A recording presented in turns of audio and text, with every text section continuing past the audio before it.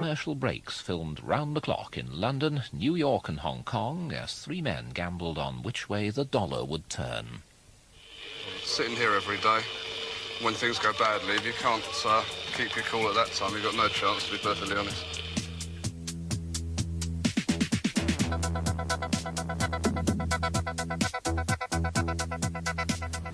Richard Hill is one of a new breed of men around the City of London. Every day he can win or lose a fortune in a war of nerves against dedicated speculators like Ronnie Schlapfer in New York and William Wong, who plays the currency market from Hong Kong. One day in June, the three of them gambled $1,000 million. Who won?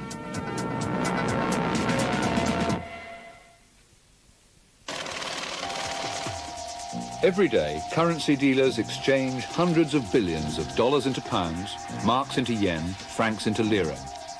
Some of this torrent serves international trade, but most of it is now hot money, searching for the most profitable home. So lucrative has this business become that banks compete against each other 24 hours a day around the globe, trying to make money out of money. On June the 4th, 1985, commercial breaks filmed simultaneously in London, Hong Kong and New York, with three of the players in this game of electronic poker. In England, it's nearly midnight, and June the 4th is about to begin. Deep in the Kent countryside, Richard Hill is still hard at work, checking the market with his bank's American branch. No, but you've got to remember, the whole world is long as sterling. OK, you can hang on to early Far East, but I'll get rid of them sort of as soon as the Far East get going. I don't think you're going to make a fortune out of it. In New York, it's still only 6 in the evening. Ronnie Schlapfer speculates for himself and for 13 millionaires. Today, he's already made $200,000, but Ronnie's an addict. He'll search anywhere to make more. Listen, can you please tell me how the quotes are for sterling and Deutschmark in Australia? Yeah, in Australia now it's 3:06. In Hong Kong, it's early morning. June the 4th has already begun. Radio Television Hong Kong, the time 6:30. Trading on the European foreign exchanges was erratic and thin. Capitalist Hong Kong is living on borrowed time. Its people know that their buccaneering days may soon be over. So the pace of their favourite activity, making money, becomes ever more frantic. High up in a suburban apartment block, one of the Far East's leading currency traders has just woken up. 24-year-old William Wong comes from a family of currency traders who left China 30 years ago after the communists arrived. Wong's skills are not so much a product of education as of thousands of years of Chinese trading tradition.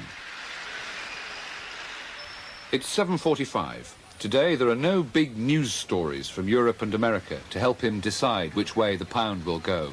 He'll have to rely on his instinct.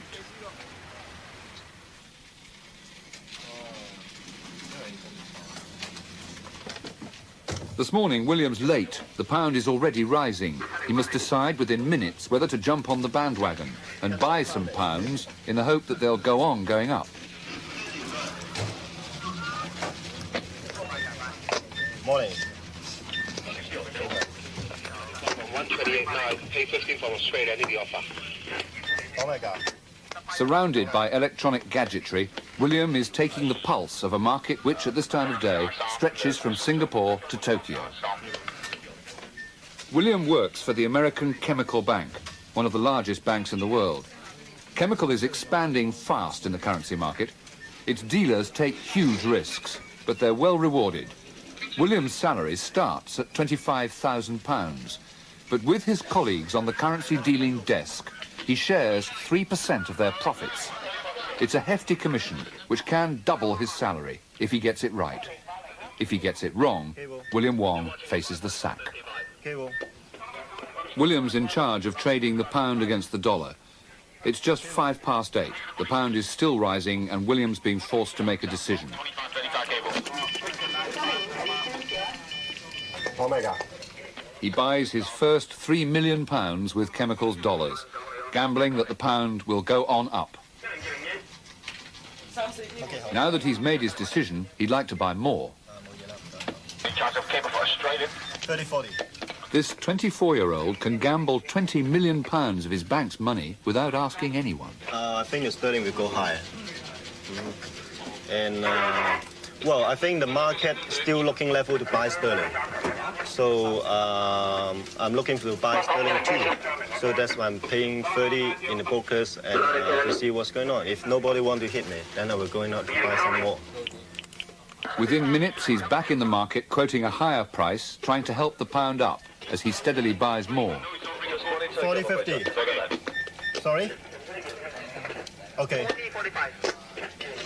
40-50 I do. He's just bought another £1 million. By mid-morning, he's up to £21 million. It could be time to get out before the price falls. 如果上翻去70幾個頭我先 sell， 而家長喺40幾個頭可以坐。個榜咧高少少要 sell 嘅，個市開咗場。call 到 free call 係暫時嚟講快。call 得 free call 但係倫敦入嚟會買榜，會買榜，作為買榜。風繼續吹啦。Meantime, in London, it's the middle of the night, and in Connecticut, it's late evening. Back home in a house appropriate for an international speculator, Ronnie Schlapfer's checking the news for possible impact on the markets. Good evening, I'm John Rowland. Ronnie's lifestyle depends on his ability to make money for his clients. 13 very rich individuals, each with a minimum stake of $500,000. The US is just a convenient base. Ronnie is Swiss, and his clients are spread around the world. But they'll stay with him only if he delivers. Last year, he made them an amazing 50% profit. To do so, he needs to keep at it, day and night, playing whichever markets are open. His last decision of the day is to sell his remaining Deutschmarks. Hi, Brad.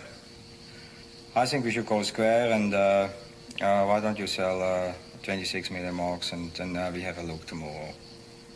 Early tomorrow, we call each other, huh? For William Wong, a quick early lunch. He's worried that the pound will fall, and he's still sitting on 21 million of them. But the dealing room is never far away. He can check the latest exchange rate on a tiny portable receiver, which he carries wherever he goes. Luckily, the pound is up a bit. Now, William has decided that the pound has peaked. It's time to cash in his chips. But by the time that he sells his 21 million pounds, the market will realize what he's doing and the price might fall. So he needs a disguise.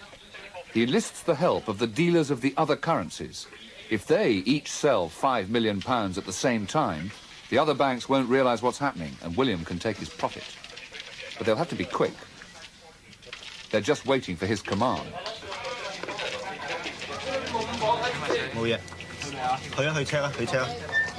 A final check on the price.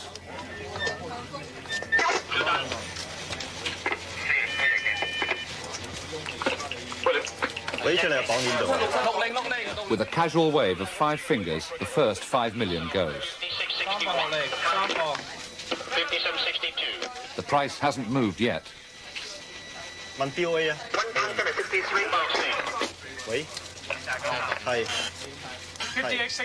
In quick succession, they sell 5 million pounds, another 5 million, and a last 5 million. And he's out. The sting has worked. A quick check on the price. Wait. Hello. 50-55. It's already down 1/10 of a cent, but William has beaten the market. It's a good morning. This morning make $20,000 US. 100% enjoy it. Once a dealer, always a dealer. All right, let's check.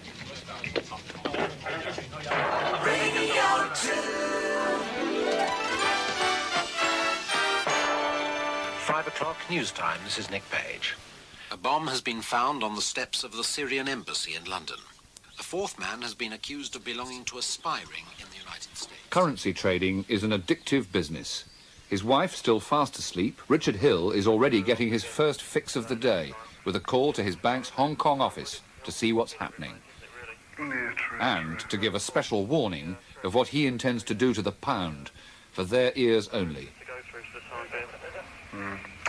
OK, mate. Well, I wouldn't be too long with sterling because we'll probably try and bash it down when we get in. Try and look for a quick 50 or 60 points. I guess we do feel some pride in the pound occasionally, but it's not part of our job. I mean, primarily I'm there to make money, so if the pound's falling, I've got to take advantage of it.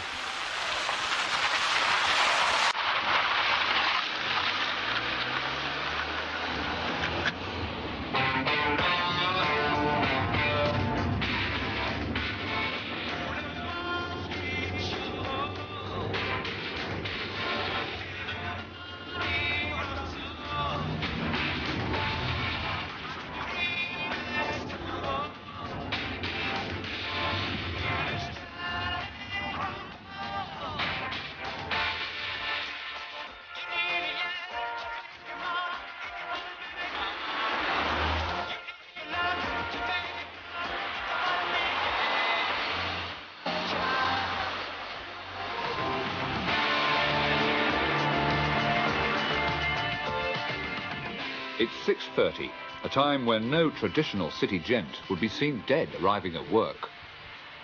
But Richard Hill is no traditionalist.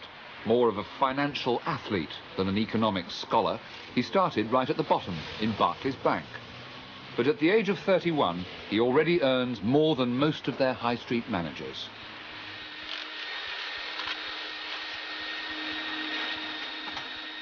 Hill likes to arrive early, to be ahead of the game. His life centres around this huge dealing room. Barclays might have a staid high street image, but when it comes to currency dealing, Richard's up there with the gamblers, and the bank loves him for it. As Barclays' sterling dealer, he sits in the hot seat on the circular currency dealing desk, surrounded by the dealers of the other currencies. I think cable will lead the way down against it. Cable down to dollar marks of 306. Check. Barclays treats its dealers differently to the American banks. They get no commission, but then they aren't sacked if they get it wrong. Just a gentle push sideways. Sorry? $75.80 mark. Sometime this week, but it's a matter of time. $75.80. But they're still hungry to make money. Working with tiny margins on hundreds of millions, these 8 young men squeeze every penny they can out of the market. Last year, Barclays Bank made over £100 million profit just from foreign currency dealing. It was lower. Makes any difference. At the start of the day, all the banks in the world are party to the same information. It's a question of whether you make the best use of the information during your life. Doesn't look like there's much of a trend at the moment, so as I say, we'll just play the market on people's positions, really, and take a bit of profit out of it. That still means bashing the pound this morning. So with London still mostly asleep, he calls Barclays Hong Kong on his computerized dealing screen. What's cooking, he asks. And he then tells them that he wants to sell some sterling. And the amount? 10. Their shorthand for £10 million. Barclays Hong Kong spread the word, trying to tempt other banks into buying. It's early afternoon, and William, flush from his morning success, is a likely candidate. He decides to call Barclays London direct to find out their latest price.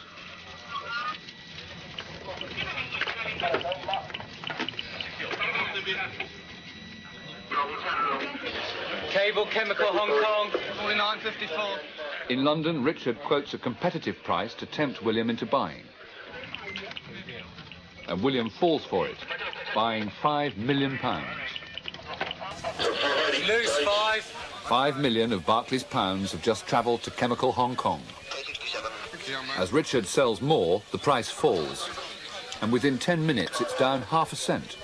The £5 million that William bought is now worth £20,000 less. In this small duel, Richard has scored.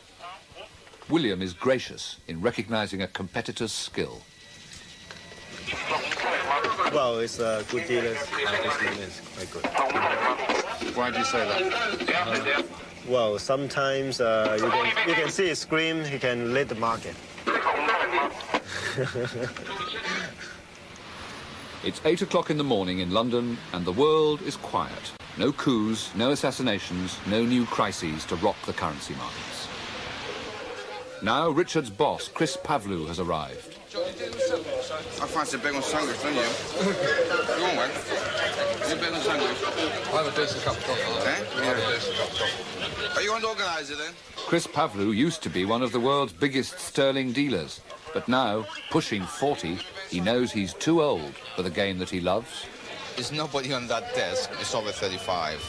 People start in their early 20s for about 10 years, and by the time they reach their very early 30s, they had about enough.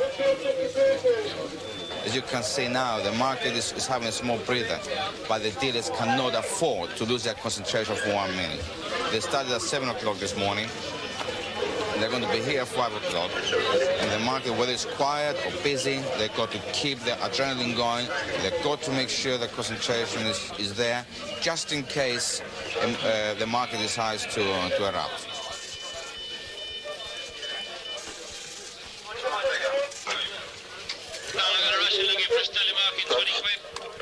Now, with Richard's opening gambit over, and even bigger players entering the market, trying to buy £20 million with its Deutschmarks. Perhaps it needs these millions to buy a lot of British goods, but more likely the Russian, otherwise known as Boris, in reality the Bank of Foreign Trade Moscow, is speculating that the pound will rise. Richard calls Moscow direct to find out what's going on, prefacing his message with the customary, "Hi, friends." They could easily be bluffing him. They could be buying a little to push the price up before selling a lot. This might be the right time. John, I think the Russians buying sterling marks elsewhere now.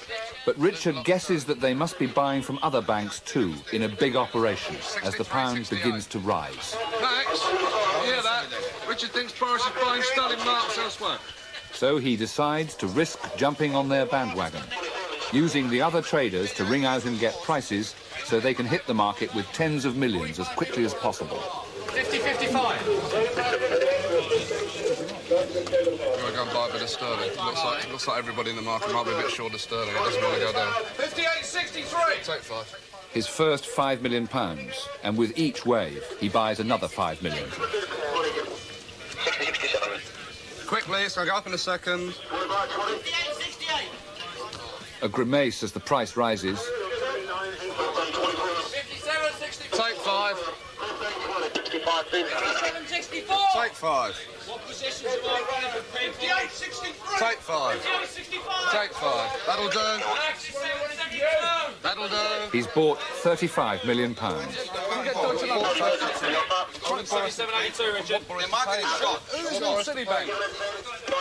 Richard and the Russians between them have helped the pound up half a cent. But now taking the profit proves irresistible, so Richard starts selling. If you're looking for an offer, you've got it. Looking for an offer, you've got to sell him at 80-85. How many years? 20 points profit. Anyway, between 80 and 90, I want to sell. Sorry. 1995. Yours. Yes. 87-97. A brief speculative bubble has burst, but Richard has won again. So, as you saw, we bought £35 million, so we went up 30 points, we decided to take our profit. So how much money did you make on that little I don't know, to be honest. Okay,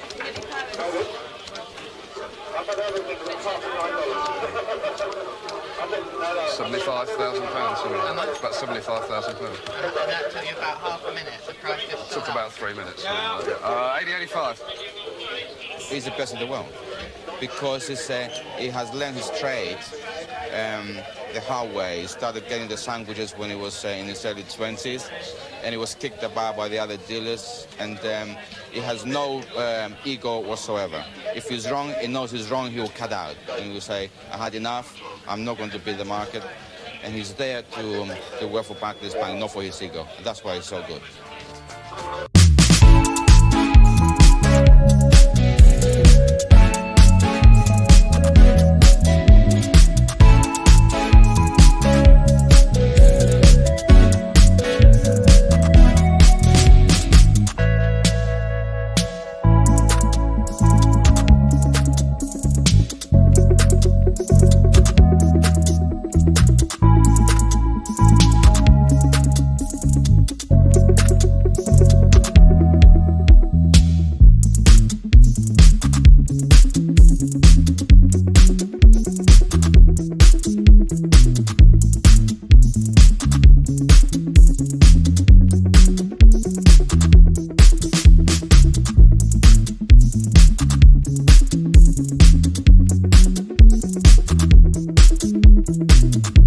from Davos, Switzerland, is at work 17 floors above 3rd Avenue, Manhattan.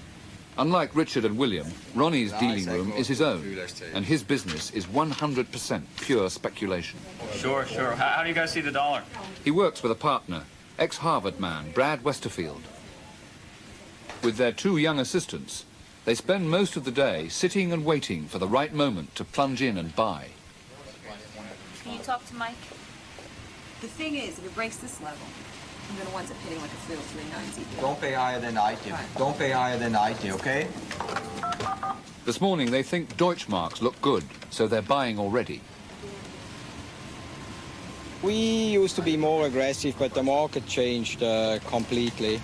So at the moment, the way we trade, we just wait, and when we see a situation, then we jump in very fast, very quickly. Okay. And then it has to be right. If it's not right, we cut it, and then we stay away again.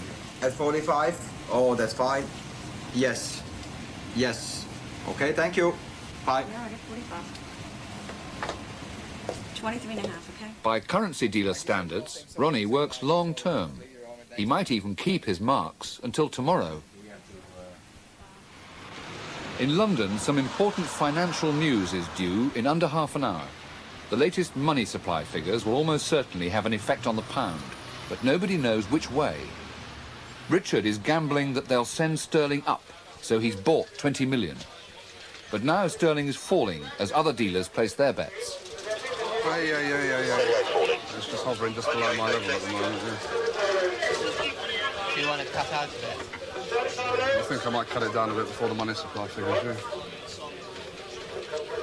You're then gambling on something you don't know about, to be honest.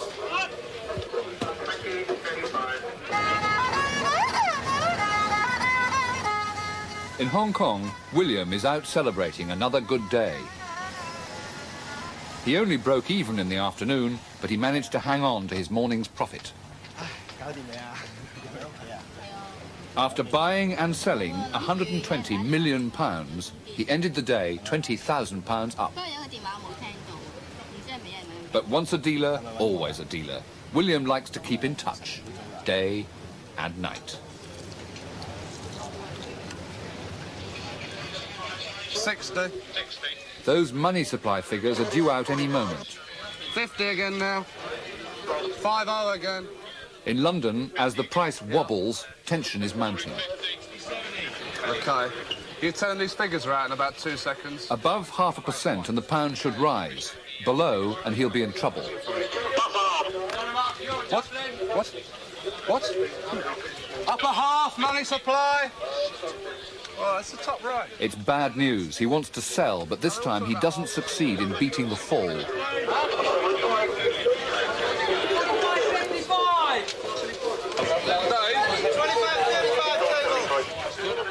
20. Oh, you idiot. 25, 30. Richard, you mustn't change immediately, put the price in. What is that?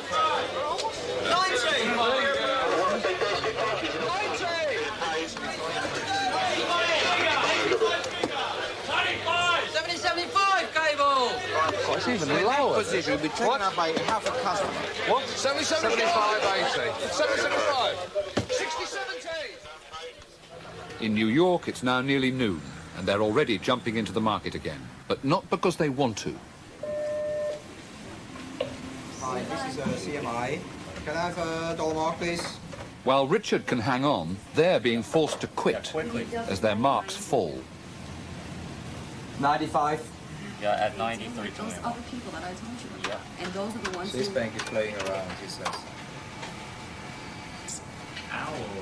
Just checking around the market now, we found out some Eastern Bloc countries were buying dollars and selling pounds very aggressively. And so basically we're just forced out of the position. That's something we have no control over, and we had to take a loss. We took about an $80,000 loss. If we hadn't gotten out of it so quickly, it would have probably been a loss $130,000, $150,000.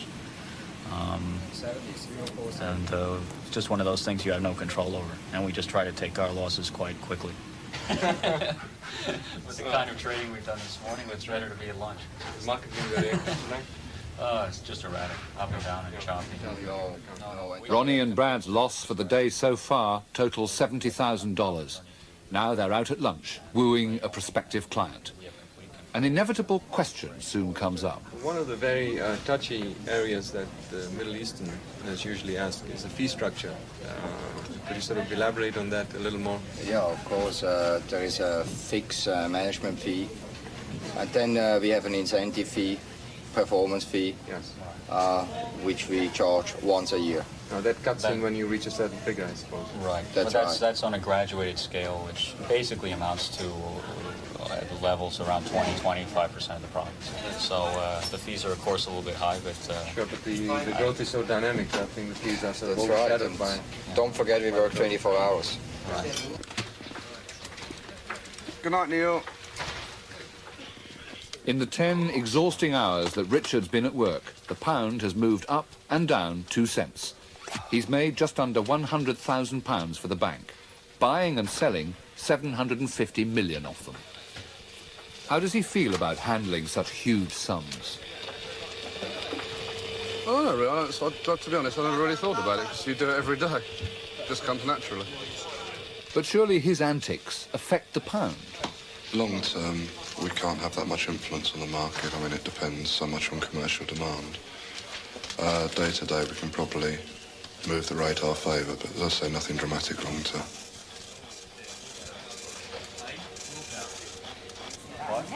The guy is like unbelievable. I can't take it. I'm trying to help him. I'm telling him we were giving dollars elsewhere at 20. Oh, well, that was before you called me. Idiot. In New York, they're getting edgy. Did you leave a limit order? Talk to me about a rate. Did you leave anything, or you just told him to execute? Just do it. Do it. They want to sell marks, but they keep missing the moment. They should call out and ask a price.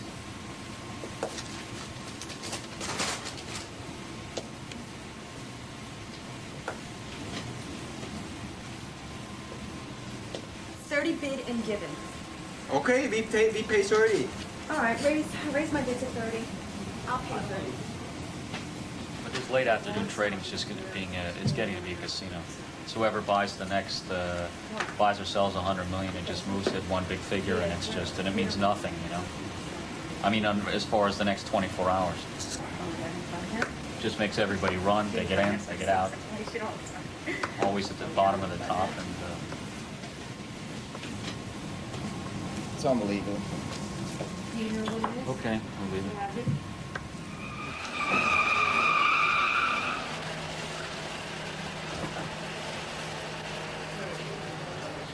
By the end of the day, Ronnie was lucky. The afternoon position with a loss turned to a profit, and he broke even. Ronnie, Richard and William, between them, made over £100,000 through this day, buying and selling more than $1 billion. They made some of that money from other dealers, but most of it comes from companies who need foreign exchange for investment and trade, and even from holidaymakers on their way abroad.